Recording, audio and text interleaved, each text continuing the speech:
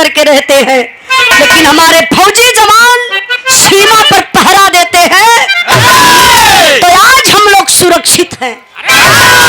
इसलिए ना इंसाफ होगा अगर फौजी जवान की गाथा हम लोग ना सुनाए तो इसलिए आइए मास्टर साहब 4 लाइन भूमिका में भाव बा।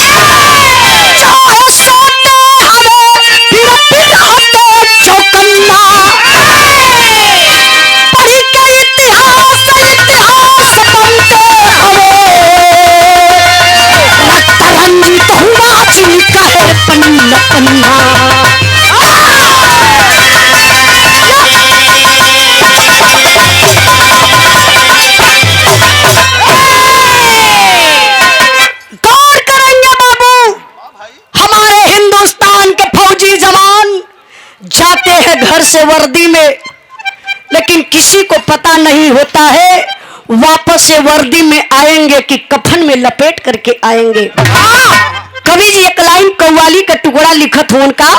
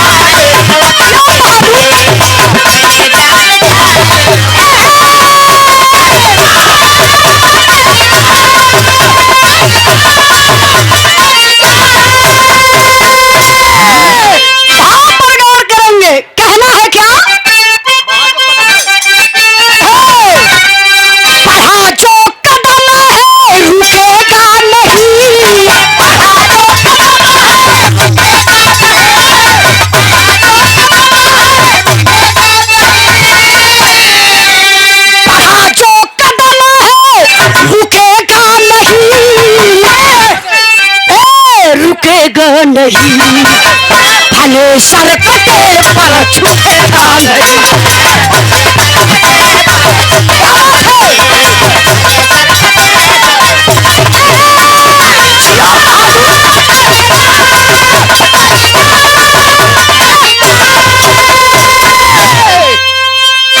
कहानी कहां से कैसे लिहल गई मास्टर साहब तो नहीं झटके में आवा तो। हाँ भैया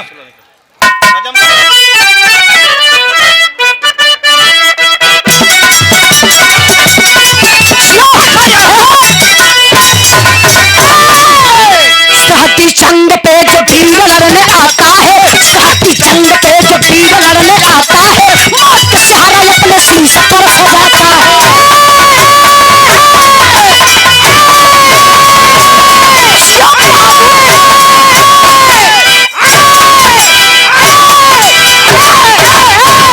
जिला मथुरा खरेला गांव के किसान रहे, जिला मथुरा खरेला गांव के किसान रहे, ना भगवान देश भक्त व इंसान रहे।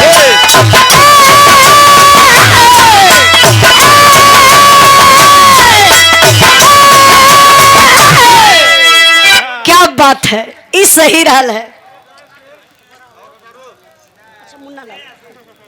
मुन्ना लाल गायक बड़े भैया सोनभद्र के धरती से सम्मान किए सुंदर पुष्पहार और 1 से 1 रुपए का पुरस्कार देके बहुत बहुत प्रणाम। कहानी एकदम शॉर्ट में समझिए भैया, एक गेन बंद होत बा, थोड़ा सा एक पॉइंट खोला, शांति बनाई, कहानी पर गौर करेंगे बाबू। वाह, कहानी कहां से निकल गई? अपने ही उत्तर प्रदेश। ए चाचा, ए चाचा, ए पगड़ी वाला, समय हो गया, देखा बुढ़ापा हम, चलिए रोड तो टोए के पड़ी, ठंडे में बुढ़ावा ज्यादा जात हूँ ऐसे में। हाँ सही बात है। बिरहा के सुने वाले भाई लोगों से हम हाथ जोड़ के यही निवेदन करवे, बूढ़ पुरनिया पर विशेष ध्यान दें, ओढ़ना बिस्तरा का आप लोग व्यवस्था मजबूत करी, बड़ी दिक्कत बा ठंडी में। अब हम कल ही मुंबई से ली है, मुंबई में बिल्कुल ठंडी ना बा, धूप बा, गरम होला, पंखा एसी से चलत रही मान, लेकिन यहाँ जैसे ही अमान यहाँ हनुमना पहुंचल गल, कुहरा चालू, अपने गड़िए से गलली, तो हनुमना जब अली तो देखल यूपी का ही हाल बा। तो आई तनी बिरहा पर ध्यान दे बाबू। अपने उत्तर प्रदेश जिला मथुरा खरेला गांव के रहे वाला भगवान सिंह यादव, जेकरे बेटवा का नाम बाबू बतावल गए है महाराज, फौजी जवान, जेकरे औरत का नाम बतावल गए गीता, एक बेटवा जोने बेटा का नाम बा बाबू सोनू, परिवार बड़ा संपन्न बा। फौजी जवान ड्यूटी पर गए हुआ, गीत बदल गई बा मास्टर साहब।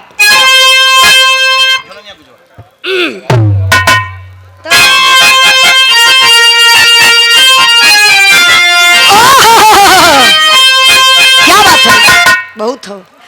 गौर करेंगे एक गीत के बाबू स्वर्गीय रामदेव गुरु गावत रहलन हो, का कोई बिरहा गाई? हमारे पापा भी बिरहा गावेलन। गावल ना गावत रहना। भूत प्रेत, भूत प्रेत पापा गावत रहलन, पापा का देख के बिरहा हम सीख लली। पापा हमारे आज भी बतावल, पहले भी सिखावे, कहा बेटा उजाला जौने समय धुन के स्वर्गीय रामदेव गुरु गाय देना, तो मुर्दन के जोश आ जा। केतना तो बनारस से टिकठिया लेके भाग गई जौना में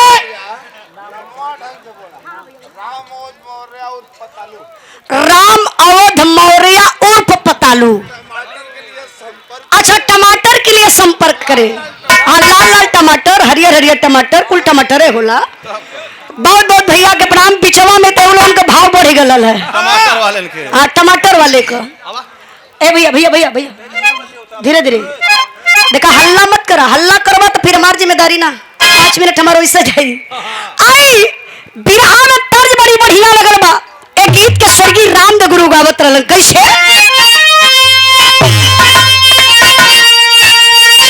झोला ने का गुजवा, झोला ने का गुजवा, अरे टोटल हो राजा,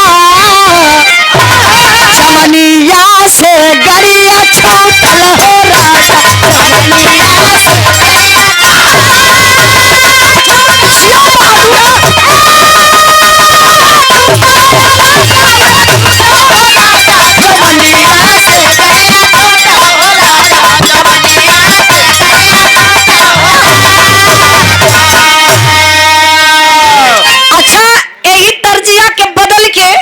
हमारे गुरुजी माननीय प्यारेलाल कवि जी लिखलन, जब अब बिग गंगा चैनल पर टीवी का प्रोग्राम देवे गए लली, तब तो लोग बतियाते रहना है। का बतियाता ना? कहा था ना टीवी यही उजाला आइल है गाँव में। मतलब हमारे टीवी पकड़ ले हो? ये तो कहा था ना लोग। अरे मूर्ख राम, ये लोग काले हैं, वह टीवी यही उजाला जो ने कि टीवीया पे हमान देखले रही। एकर दवाई बक्सर मिले ले। अरे हम पागल हो जाई। ये तो हम चाहत हैं, हम पागल हो जाए। दवाई सरकार का तो आपसे हमारी दूरी रही। एक गीत के हमारे गुरुजी माननीय प्यारेलाल कवि जी लिखलन, आई गीत हम गौले वाली टीवी पर भोजपुरी की अभिनेता बड़े भैया दिनेश लाल निरहुआ बदे। कैसे गौली मास्टर साहब?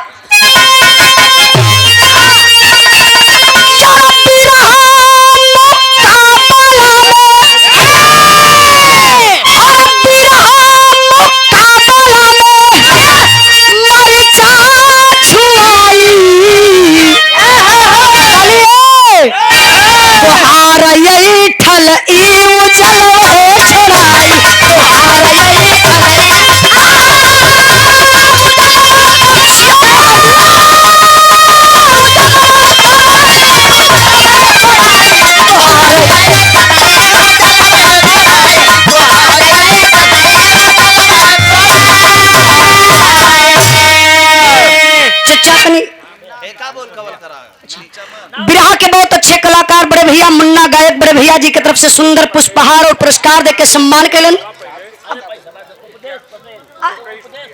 उपदेश पटेल बड़े भैया जी की तरफ से पुरस्कार लेके चल गया पुरस्कारवा। देखो ये हिंदुस्तान है, नाम बोला के पैसा लेके चल गए तरी चौखंड ना रहा। मांगो मत छीन लो। अमृतलाल फल भंडार मधुपुर सोनभद्र के धरती से। अच्छा देखा फिर घूम के आ गए। हम तो कहीं ट्रेनिए में लोग घूमेला। 21 रुपया बचौला रहा है। चलो ठीक है दे दा चलिए ठीक बात। बहुत बहुत धन्यवाद भैया के, उपदेश भैया के। तने आई बिरहा पर ध्यान नहीं। 200 रुपए का पुरस्कार अमृतलाल भैया फल मंडी से फला को इंद्राज भाई मोहन पाल बड़े भैया जी की तरफ से इंद्र मोहन पाल बड़े भैया जी की तरफ से सुंदर पुष्पहार और 100 रुपए का पुरस्कार। कला तनी गीतिया दोहरा दा ठीक में दोहरा देते यावा।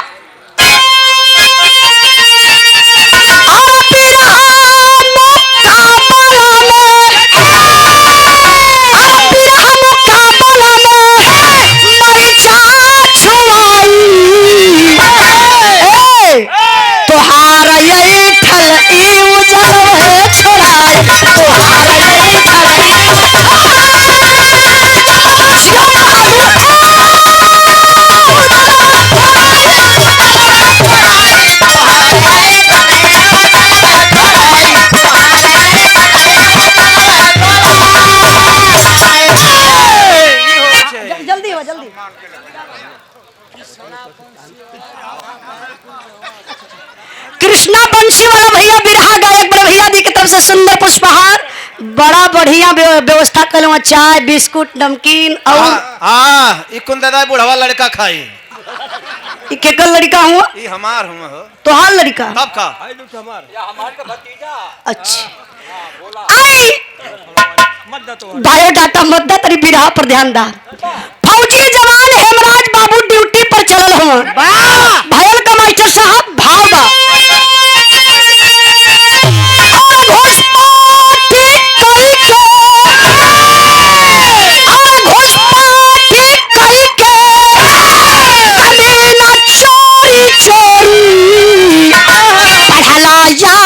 हमारे सरहद की ओरी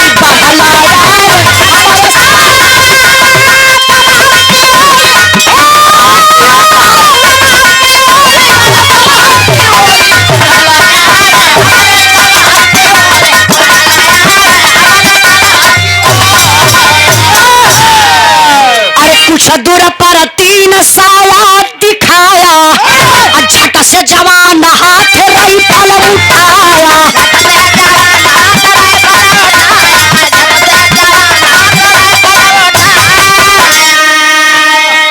कट पीस भैया नाम बता दो। लालू पटेल मधुपुर के धरती से राजकुमार मुनीब भैया के ड्राइवर है। सुंदर पुष्पहार और 100 रुपए का पुरस्कार।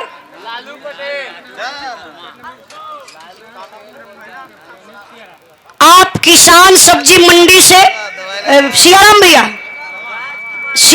की तरफ से 200 रुपए का पुरस्कार। बहुत बहुत प्रणाम।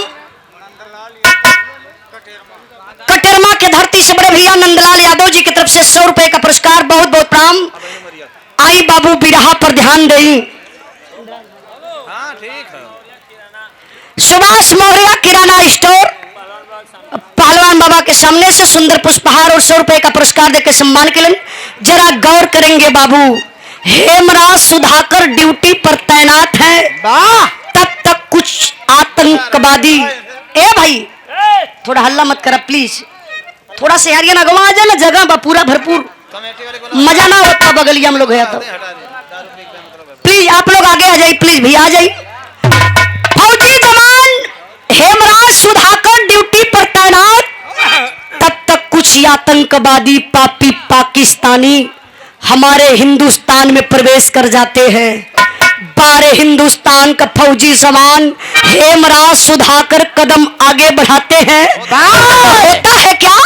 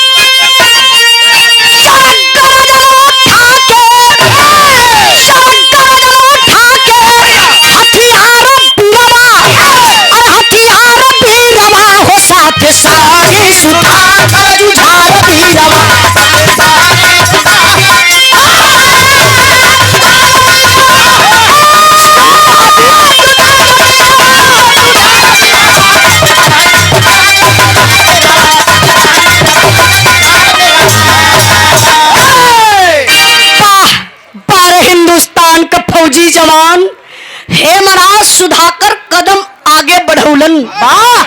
जो आतंकवादी है ना, यही जनवरी का महीना था।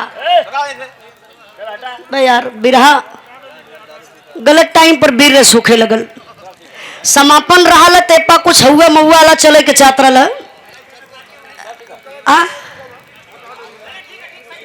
नहीं नहीं, ये बिरहा का होला ना कि बिरहा का मर्डर हो। बालक बात बयारी बिरहा का दुश्मन। हम बीरस का बिरहा गावत हिला, इतने ठंडी में शरीर से पसीना निकला था, पिछुआ बतियावत हो लोग, कोनो मतलब ना, लेकिन चिल्लाए के बाद आई बिरहा पर ध्यान दे बाबू। यही जनवरी का महीना था। चारों तरफ गई ना भैया ज्यादा आप लोग सुनत हुआ ना, ठीक है, चारे जने सुने। ये जरूरी ना कि सब सुनेला, कुछ लोग बतियावला, कुछ लोगों के अच्छा लगेला, कुछ लोगों के बुरा लगेला, कुछ लोगों के देखा आवेला, लेकिन चार लोग सुनत है, ये खुशी बा कि आप लोग बोलत ना हुआ, कहानियां समझत है। ठीक है ठीक है ठीक है ठीक ठीक ठीक चलो देखा 2 रुपया बचल ला लिया कर चिखना माचिस ले लेता तो सिगरेट धरा लेता। आई जनवरी का महीना था, गौर करेंगे, यही जनवरी का महीना चारों तरफ कुहरा रहले बाबू। और पापी पाकिस्तानिया आतंकवादी जो थे कुहरा का फायदा उठा लेते हैं। कटीला तार काट करके हिंदुस्तान में बाबू प्रवेश कर जाते हैं। तो आप लोग समझदार हैं, समझ रहे हैं कि अंधेरा है, वो पापी छुपे हैं और सर्च लाइट फेल हो गई, काम करना छोड़ देती। आप लोग देखा कुहरा में जइबा ना, अपने गाड़ी के लाइट से समन्वय ना देखला, बड़ी दिक्कत हो जाले। जैसे सुबैया मामा नैली है, यार शायद कुहरा ना रल, लेकिन हमारे साइड बहुत ज्यादा कुहरा, बनारस तक कुहरा, अमन कैसो 60 के स्पीड में हिली है। यही तरीके से सर्च लाइट जो सीमा पर थी वो फेल मार गई। आतंकवादी हिंदुस्तान में छुपे हैं और 2 जवान हेमराज सुधाकर कदम आगे बढ़ाते हैं और पपियावा सब वही झाड़ के आड़ से निशाना साध के भैया हो हेमराज सुधाकर के पैर में गोली मार देते हैं। जो आतंकवादी थे सीना में भी गोली मार सकते थे, सर में भी गोली मार सकते थे हिंदुस्तान के जवानों को, लेकिन निशाना पैर में लगाए। क्यों? इसलिए पैर में गोली मारे कि हमें हिंदुस्तान का फौजी जवान जिंदा मिलेगा, इससे हिंदुस्तान का राज पूछेंगे। पैर में गोली लगी है और दोनों जवानों को लेकर के पापी पाकिस्तानी आतंकवादी जो 8 की संख्या में थे, लेकर के टांग करके अपने पाकिस्तान सीमा में चले जाते हैं।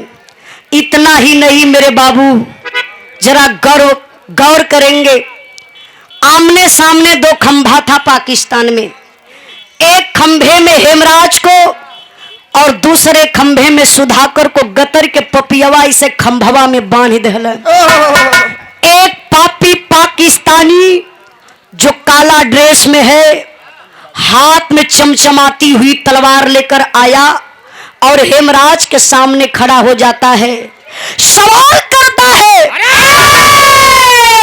बता दे हिंदुस्तान का राज, बचा ले अपनी जान को।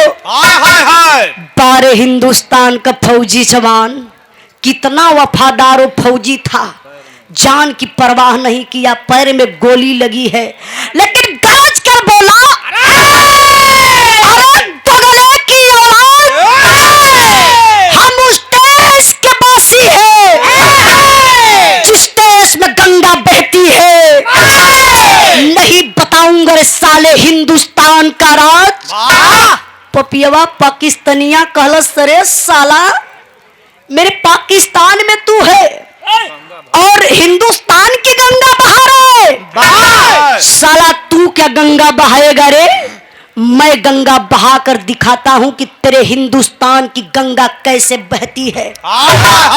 भैया हो खींच के पपियवा तलवरिया चलौलस, हेमराज के ये दहिनी बहिए काटी लेलस। शरीर के बैलेंस झुकल, जैसे टेबल से पानी निकलला हो वैसे छरछर छरछर शरीरिया से खुनवा निकल के जमीनिया पर पौटे लगल।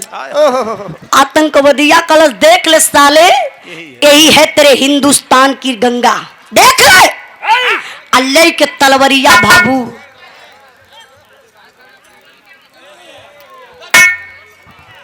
देख ले करके तलवार जब सुधाकर के तरफ वो पापी चलता है ना, खंभे में बधी हुई शरीर कांप उठती है।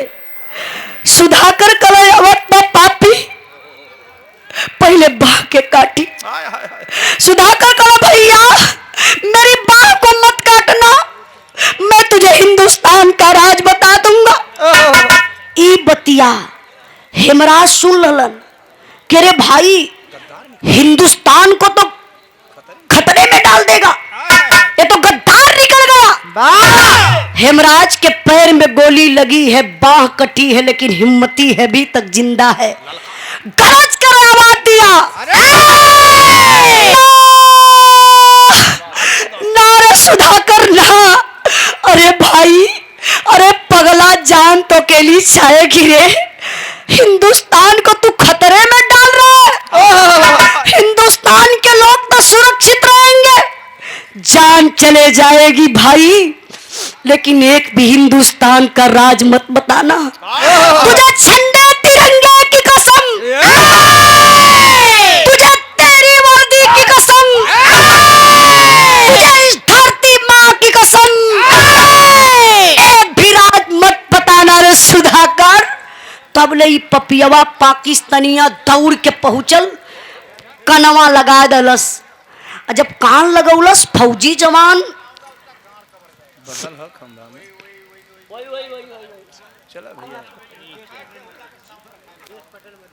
उपदेश पटेल मधुपुर के धरती से करोड़ के भाव पर सुंदर पुष्पहार और 1 रुपए का पुरस्कार देके सम्मान कैलन। अनिल पटेल बड़े भैया जी की तरफ से 200 रुपए का पुरस्कार। सब्जी मंडी से अनिल मौर्य 200 रुपए का पुरस्कार। भैया भुलायल ना रही है।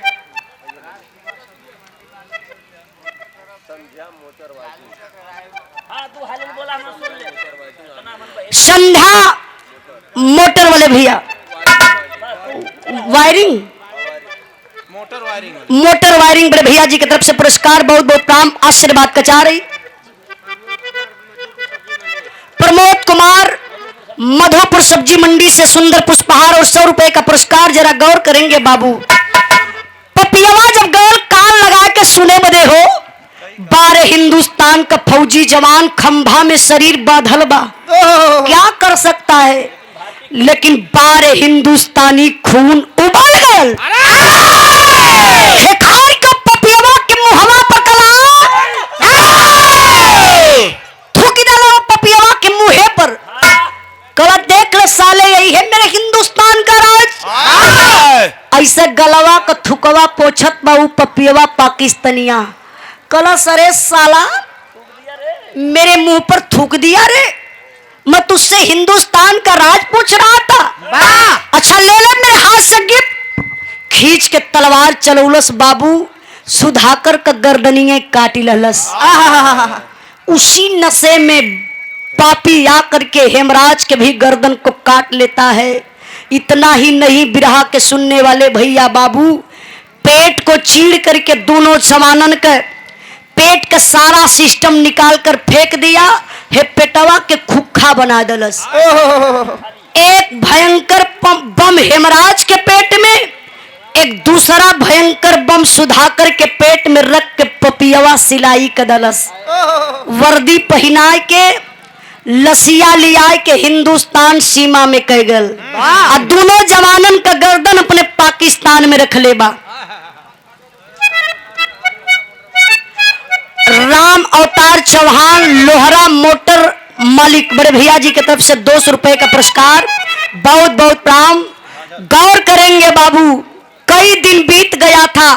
हिंदुस्तान के जवान जब झाड़ी की तरफ जाते हैं, देखते हैं 2 जवान आवाक हो जाते। पेट काफी ऊंचाई ले सूजा हुआ, गर्दन कटी है, बाह कटी है। इसलिए वो पापी बम रखे थे हिंदुस्तान के जवान आएंगे, इस लाश के साथ छेड़छाड़ करेंगे, विस्फोट हो जाएगा, जितने आसपास जवान रहेंगे सारे मारे जाएंगे। आसान तरीका वो अपनाए थे। लेकिन बाबू चेकअप करना पर पता चला, एक मशीन आई, चेकअप करने पर ही पता चला पेट में भयंकर बम है। उस बम को सुरक्षित निकाला जाता है, लाश के ले जाए के फौजी जवान कैंप में गमी मनावत हुए। यहाँ का बात यहीं छोड़ दी, तनी से आप लोग दिमकवा वहां लेके चला जहाँ फौजी जवान की दुल्हन, हेमराज की दुल्हन गीता स्नान कई के भैया हो श्रृंगार करे बैठल हई। वो दुनिया का मालिक के असगुन दिखा दलन। हमरे बीरस बिरहा में करोड़ का लाइन बा, शांति का सहयोग ऐसे बनौले रही। जी भी आप कमलेश पटेल सब्जी मंडी से बड़े भैया जी की तरफ से सुंदर पुष्पहार और 101 रुपए का पुरस्कार। संतोष केसरी आलू वाले बड़े भैया जी की तरफ से पुरस्कार, बहुत बहुत प्राम आशीर्वाद का चाह रही। कहना है बाबू जरा गौर करेंगे, करोड़ सबका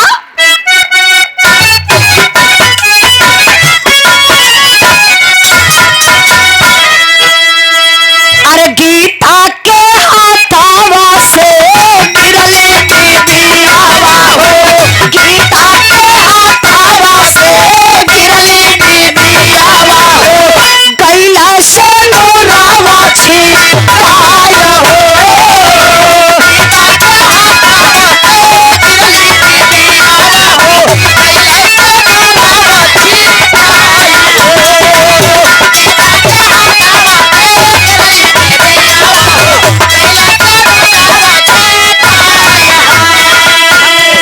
अरे धक से करे जा कैला कपल शरीरिया हो, काजल मोबाइल लाई सीमा से खबरिया हो, कपट हेलो हेलो बंदू लाहिनिया हो, कपट हेलो हेलो बंदू लाहिनिया हो, तनिको या नजिया नाची आय हो,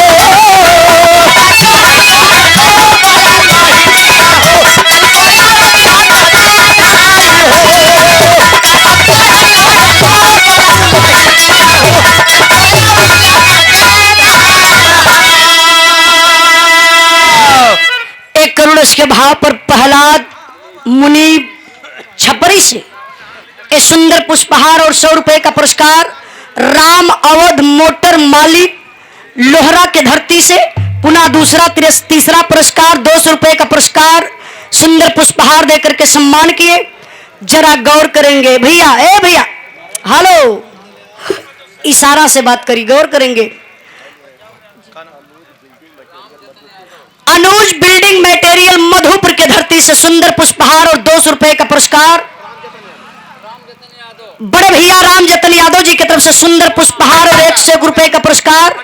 पटेहरा से, बहुत बहुत दीपनगर से ना, बड़ा दूर से। अच्छा यही पटेहरा में कहीं दीपनगर से आया हुआ। गौर करेंगे, ए श्री राम वस्त्रालय एवं Prince readymade store Madhupur Sonbhadra से सरकारी अस्पताल के सामने नवीन सब्जी मंडी अशोक राजकुमार भैया की तरफ से सुंदर पुष्पहार और 101 रुपए का पुरस्कार। एक शानदार गमछा, गमछा आपका कुल ओरिजिनल रहा है, कुल आपे की दुकानी करल है नहीं, बहुत बढ़िया। हर गमछा हम देखली ना गुरुजी, बहुत बढ़िया हो। ऐसा कोई के चीप दे तो बढ़िया दे ताकि वो यूज करे, ऐसा चीज मत दे दे दा कि भूसा वाले घर में धर जाए। कभी जी वाला तेन कहते रहिल चली। हाँ?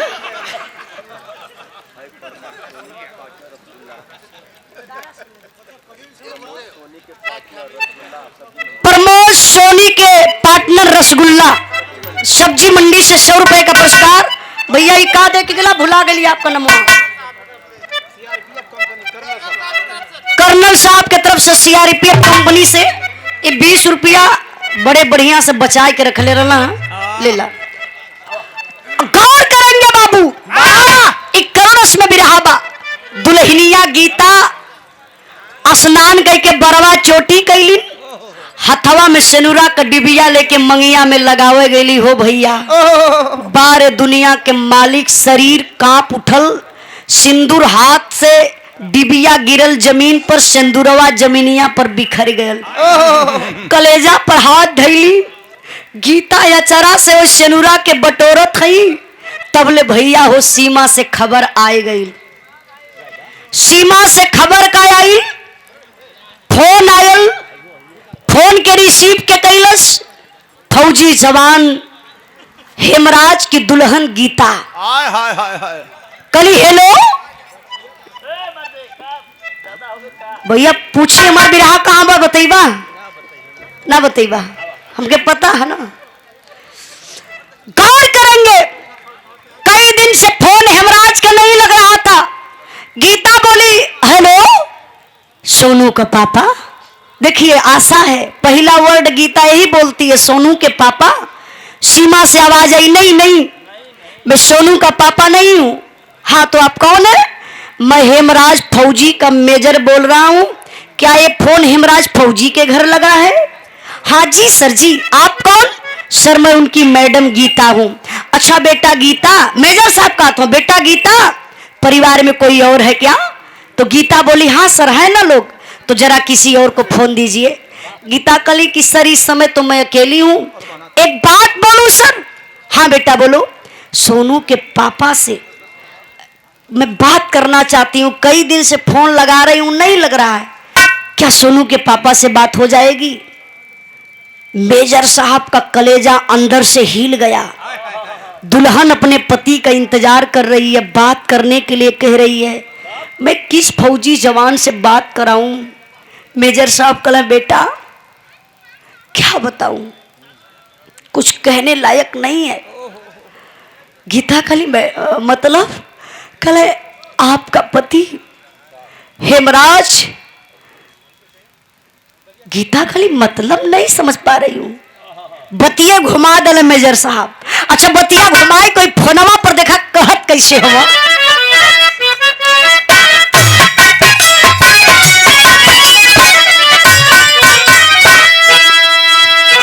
अरे का हम बताई सैया, का हम सुनाई हो, का हम बताई सैया, का हम सुनाई हो, बताया सो भाषा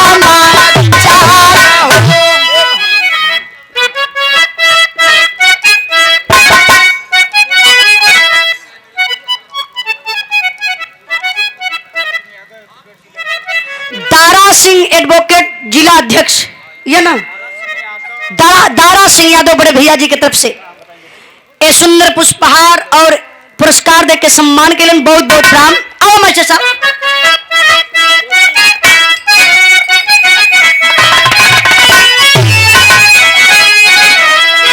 का हम बताई बेटी, का हम सुनाई हो, का हम सुनाई हो, पादानी का समाचार।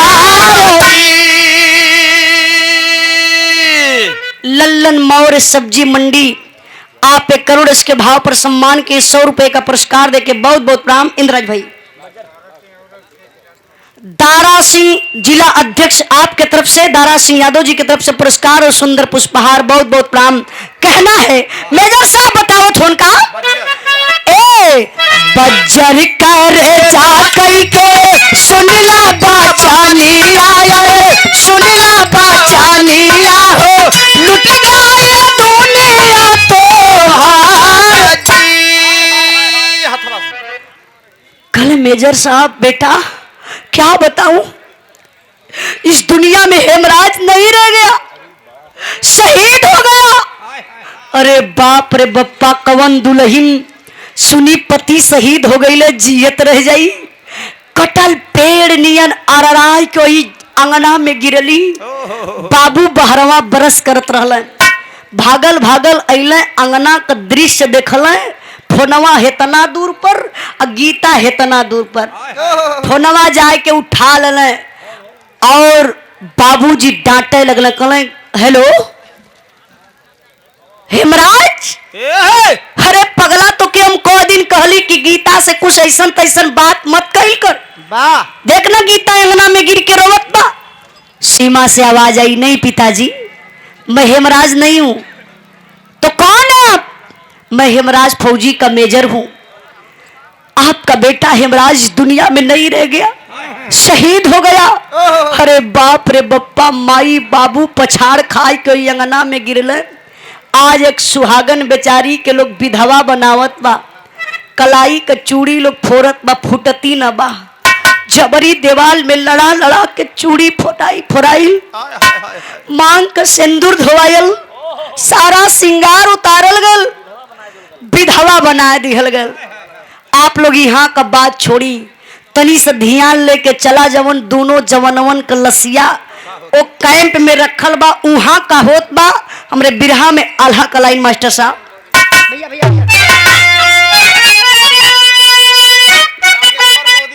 नागेश्वर मोदी बड़े भैया जी की तरफ से पुरस्कार, बहुत बहुत प्रणाम। कहना है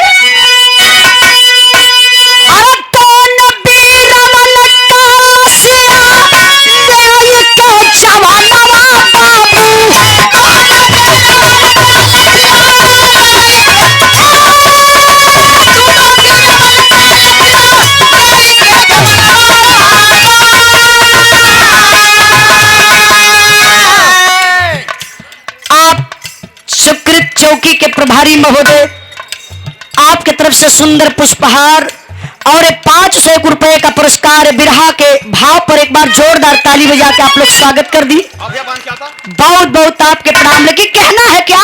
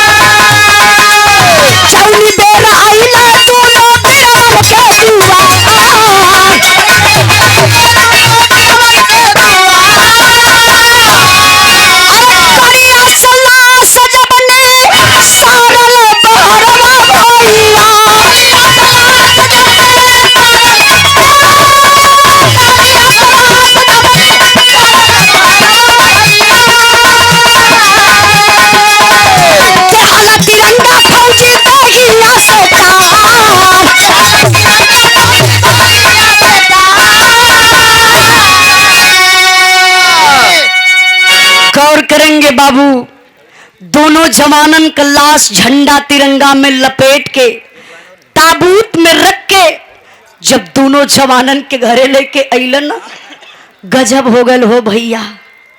हेमराज की दुल्हन गीता और लसिया पहचाने से इनकार कर दहली, हरकत मच गयल, सारे लोग परेशान हो गए। गीता कली अरे मेरे पति की लाश नहीं है, मुझे मूर्ख बनाया जा रहा है। अगर ये सोनू के पापा होते तो इनके सर को कौन काटता, इनकी बाह को कौन काटता, इनके पेट को कौन चीरता। नहीं, मेरे मांग का सिंदूर अभी नहीं उजड़ा है, ये किसी और के मांग का सिंदूर है। ले जाइए मेरे दरवाजे से। तब तक पिताजी बैठल हुआ बगलिए में, बुढ़वा बाप खल करे, गीता तू नहीं पहचान रही है रे पगली, मेरा ही बेटा हेमराज है, इनकार कर रही है पहचानने से। जमाने के लोग बड़ा मजा लेंगे कि इसका पति शहीद हो गया है, पहचानी नहीं। गीता के बुलाए ललन, थोड़ा से पैर का कफनवा हटौले हो भैया, पैर में एक बचपन का चोट लगल रहा, हेमराज पेड़ से गिरल रहा। ये निशान जो पैर में था, हेमराज के पिता भगवान सिंह यादव गीता के देखौले, कल देख रे बेटा, ये पैर का चोट जो है ना, ये निशानी गवाही कर रही है मेरा ही बेटा है। जब गीता देखली पैर के चोट, वही चिथड़ा लाश पर गिर के बाबू बेहोश हो गई। एक चादर उड़ाए गल, लोग सोचत हो कि गीता की भी मौत हो सकती है किसी भी टाइम, जल्दी जल्दी करिए, इस लाश को यहाँ से ले जाइए अंतिम संस्कार करने के लिए। भैया हो बुढ़वा बाप बड़ा कलेजा के मनौले हुए, कल अगर कुछ कह दे रोए दे तो जमाना का लोग कहें कायर बाप का बेटा रहल शहीद हो गया। लेकिन गौर करेंगे बिरहा के सुनने वाले भैया बाबू, अच्छे अच्छे लोगों को औलाद का गम फौलाद को पानी बना देता है। ऐसे कंधे पर गमछा रहल बुढ़वा बाप उठौले, ऐसे मुहवा मुनत हमें लसिया उठावत हमें शरीरिया कापत बा, लसिया छूट गई जमीन पर गिर गई। ऐसे मुहवा के मुनत दिल से एक आवाज आई, रोने लगे। कले खरे बेटा हेमराज, बिना राम के कैसे मन मनाइब रे बेटा, बिना राम के कैसे मन मनाइब रे बेटा। आज बोझ बुढ़ौती में कैसे तोर उठाइब रे बेटा। अरे लाल बुढ़ाई में कमर तोड़ दले रे हीरा, बुढ़ैये तो खराब कर दले। लसिए पर बाप गिरलन, बेहोश हो गईलन।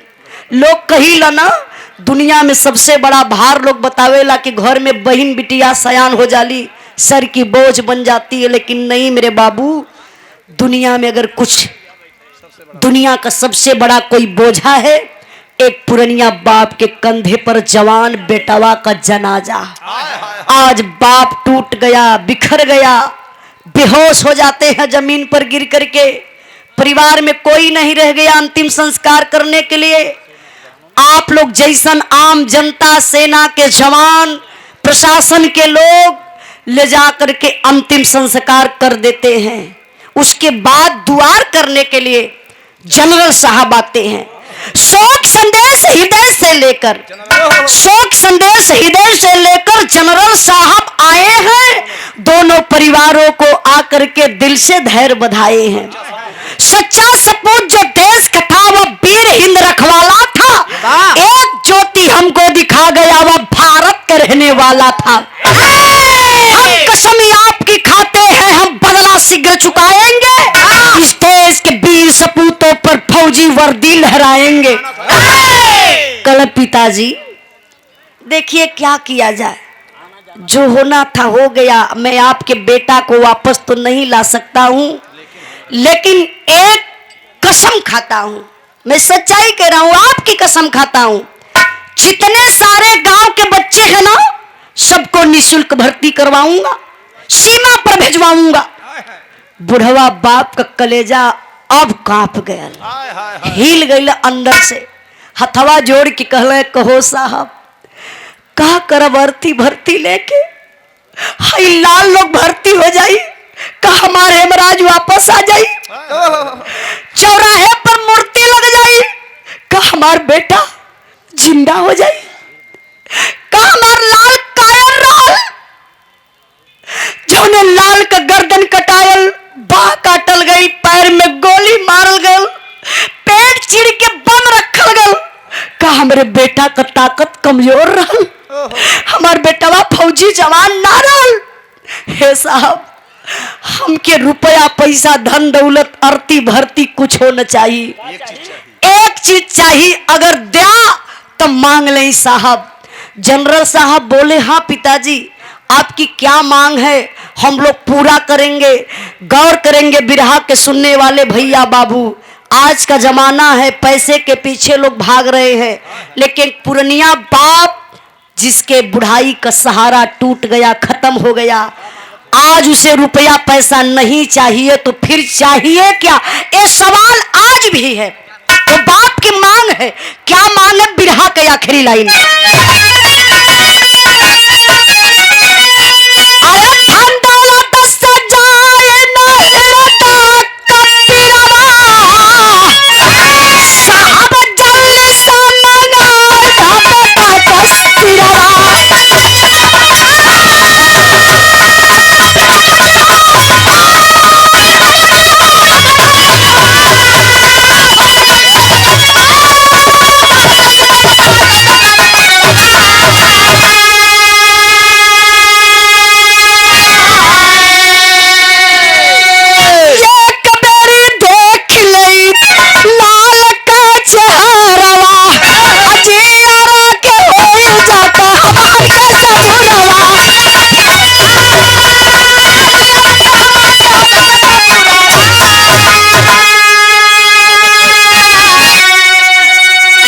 करेंगे मेरे बाबू। आवाज आई, पिताजी बोले,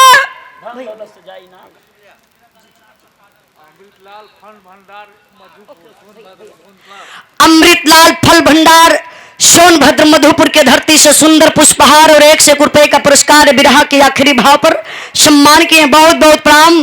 गौर करेंगे बाबू। ओ बुढ़वा बाप का सवाल बा मांग बा, कलन धन दौलत से जाई ना हृदय का पीरवा। साहब जल्दी से मंगा दा बेटा का सिरवा। कल हे साहब लाल हमार चल गल होकर गम ना बा, देश के लिए हमार बेटा शहीद भयल, लेकिन गम हमके ये बा कि पापी पाकिस्तानी हमारे हिंदुस्तान का वो दुश्मन है। हमारे लाल का गर्दनिया ऊ पपियावा वही पाकिस्तान में रखले हमें। साहब मंगा दे। जनरल साहब चले गए बाबू। आज तक वो जवानों के गर्दन का पता नहीं चला। मेरे पास पेपर है, हेमराज सुधाकर के गर्दन का पता नहीं चला। ये कोई काल्पनिक बिरहा नहीं है, कोई काल्पनिक बात नहीं है। आप लोग नेट पर सर्च करके देख सकते हैं कि हेमराज और सुधाकर का गर्दन गया कहां, आज तक नहीं मिला। एक दिन मीडिया वाले दिखा रहे थे, मां से पूछ रहे थे, मां रो रही थी, एक हेमराज का फोटो लेकर के खड़ी थी। मैंने देखा है फेसबुक के माध्यम से। मीडिया वाले पूछे क्या मां, सरकार बहुत वादा करी, उस समय बहुत वादा करती थी, बताइए आपको क्या कुछ सुविधा मिली। मां रोते हुए बोली, साहब जितना हमार लाल घर द्वार बनवा के गई वही तक बा, और वहीं तक हमारे घर में शौचालय तक नहीं बनल, एगो शौचालय तक ना बनल। क्या यही हो सकता है बाबू? जो हमारे देश के लिए मर मिट सकता है, उसके घर में एक शौचालय नहीं बना, कोई सुविधा नहीं मिली। इसलिए मैं आप लोगों से कहना चाहती हूं बाबू, एकता संगठन बनाइए। मनोज बिल्डिंग मटेरियल मधुपुर के धरती से, अच्छा सॉरी, अनुज बिल्डिंग मटेरियल मधुपुर के धरती से सुंदर पुष्पहार और 101 रुपए का पुरस्कार विरह के आखिरी भाव पर बहुत बहुत प्रणाम, आशीर्वाद कचा रही। और एक बार फिर पुनः हम कहत बनी कि हमारे चैनल के आप लोग जरूर सब्सक्राइब कर लिया। उजाला यादव ऑफिशियल हमारे चैनल बा, फेसबुक पेज बा, भी लाइव बिरहा सुन सकी लोग। हमरे बिरहा का आखिरी लाइन आखिरी भाव कहना बा क्या,